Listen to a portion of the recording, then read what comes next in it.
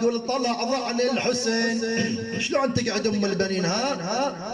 طلعت براس الوادي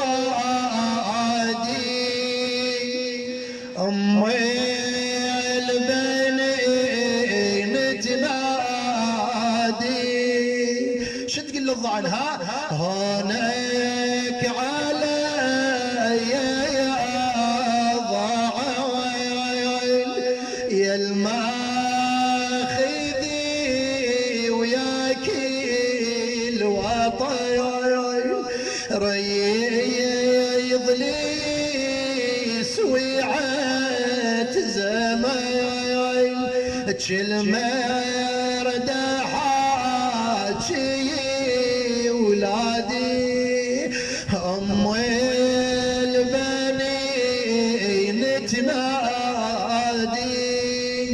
هنايا من دقية الصدور ابو فاضل الغيور هنايا من دقية الصدور وتعهد الجوف النذر عباس يا المقبل عذور حقق لي يا ابني مرادي ام البنين تنادي.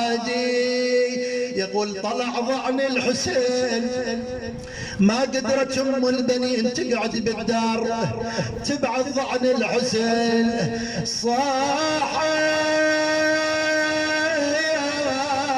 يا ضعن ابو السجاد والني انا ام الاربع ما فتر والله وظليت بس العليلة تنوح يمي اصفرها وين ولا خفية. يقول وقف ضعن الحسين رجع لها ابو عبد الله نعم يا اماه يا نور عيني. قالت له ابو عبد الله انا ما عندي كلام وياك لكن عندي كلام ويا وليد العباس. هاي اخر كلام ويا ابو فاضل. يقول اجا العباس نعم يا اماه اطلب حاجتك ادري عندك حاجة في قلبك. من ام البنين من العباس. شو تقول له ام البنين ها؟ تقول له يا عباس يا عباس يا وليد يا وفاء يا وفاء